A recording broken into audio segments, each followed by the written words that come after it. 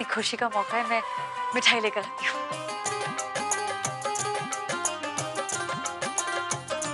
कनिका, तू जानती है कितनी खुशी की बात है ये? आभा है कहाँ? उसे अभी फोन कीजिए ना। अरे हाँ, ये आभा है कहाँ? क्या इतना कुछ हो गया और उसका कुछ आता पता ही नहीं। इसे बड़ा कह रही थी कनिका और शैली की बहुत फिक्र है, अपनी बहन की पूजा से फुर्सत मिले तो ना। कुछ भी कहूँ बुरा ही लगेगा, हर लड़की के लिए मायका मायका होता है ना। मामी जी, आभा अपने फर्ज अच्छी तरह निभाना जानती है,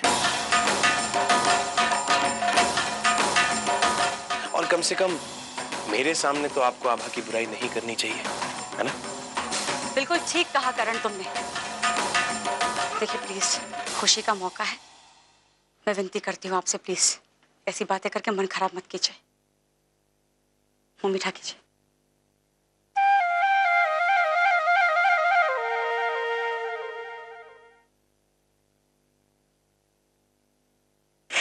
मामा जी आपको भी। अरे प्रैक्टिस कर लो रोज घोड़ा बनने की। आई नो, और बहुत सारी प्रैक्टिस करनी पड़ेगी, पता नहीं क्या क्या करवाएगा इसका बच्चा। खाओ पियो तगड़े हो जाओ। दादाजी, दादाजी की बारी। बहुत बहुत मुबारक हो ठाकुर साहब। तुम्हें भी बहुत बहुत मुबारक। हर माँ को तुम अपने हाथ से खिलाऊंगी।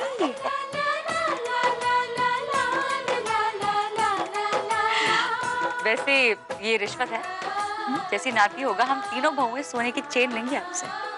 क्यों प्रियंका? अच्छा हुआ समय रहते सब कुछ पता चल गया। माफ कीजिएगा बहन जी, लेकिन कनिका के ससुर यानी हम अभी जिंदा हैं, और ईश्वर की असीम कृपा से हम में इतनी क्षमता है कि आने वाले बच्चे का बोझ हम अपने कंधों पर ले सके।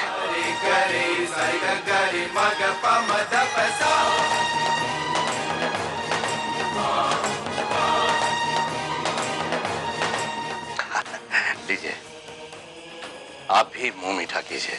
इस खुशी का मतलब आप लोगों की समझ में आएगा नहीं। खैर कोई बात नहीं, आप मुंह मीठा कीजिए। अरे लीजिए लीजिए, मुंह मीठा कीजिए।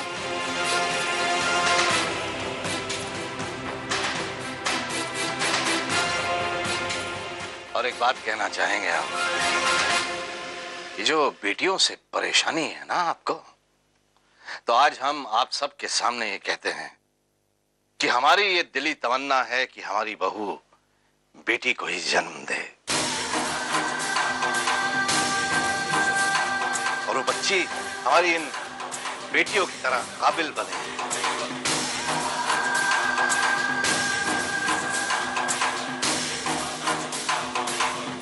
ताकि आप जैसे लोगों को ये एहसास हो कि बेटियां कभी बोझ नहीं होती हैं।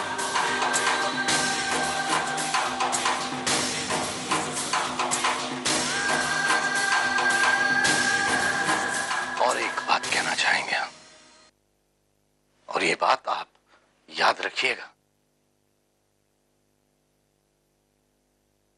इस रिश्ते का टूटना ये हमारी नहीं आपकी बदकिस्मती है, समझिए आप?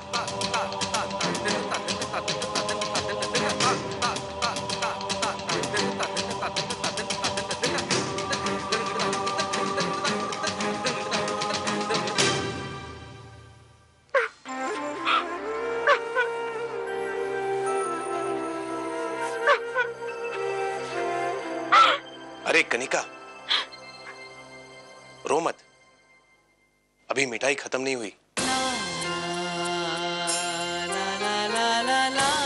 देख, भले ही आज प्रकाश भैया हमारे बीच ना हो, लेकिन उनका अंश, उनकी निशानी अब हमेशा हमारे बीच रहेगी, है ना?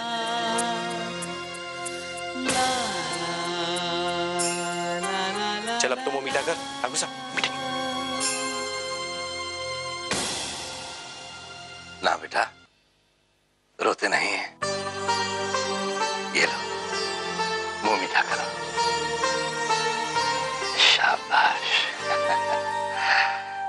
आज से कनिका की जिम्मेदारी, उसकी देख रेख हम करेंगे।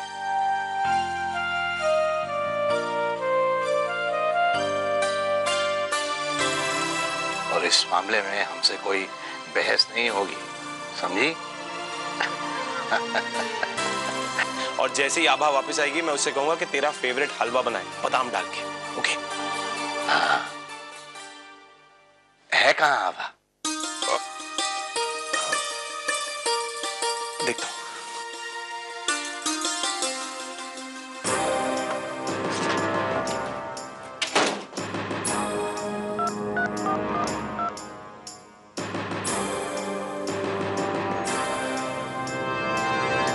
आप क्यों जा रहे हैं? कि आप ही का घर है। बेटी के घर ज्यादा दिन रुकना शोभा नहीं देता, जाना तो पड़ेगा ही। आप शैली की चिंता बिल्कुल मत करिएगा, हम उसका ध्यान रखेंगे। बिल्कुल नहीं, इसका पूरा परिवार यहाँ है, मुझे चिंता करने की क्या जरूरत है। अपना ख्याल रखेगी, परिवार का भी ख्याल रखेगी। चलिए ना, हम आते हैं।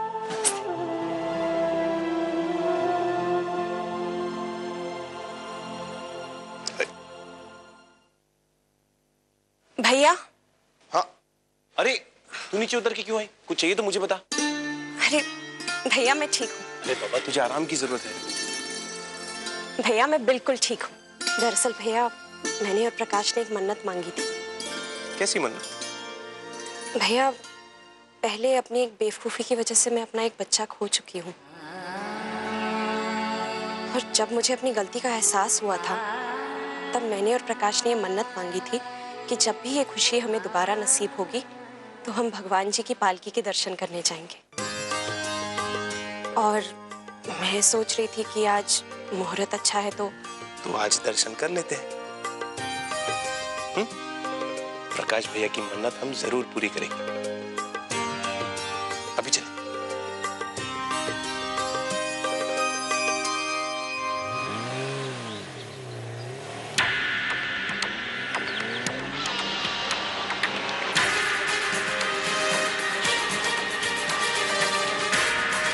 यहाँ से निकला है वो, लेकिन पालकी के दर्शन के लिए नहीं, उसे भगवान के पास ही भेज दो। जिंदा वापस नहीं आना चाहिए वो।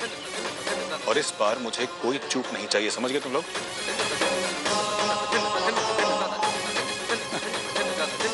बड़ा मसीहा बना फिरता है इस स्वर्ण भवन की औरतों का।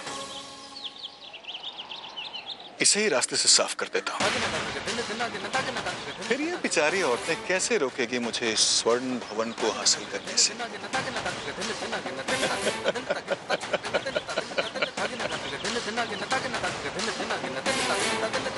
मेरे होते हुए कोई और मसीहा बने, मुझे बिल्कुल पसंद नहीं।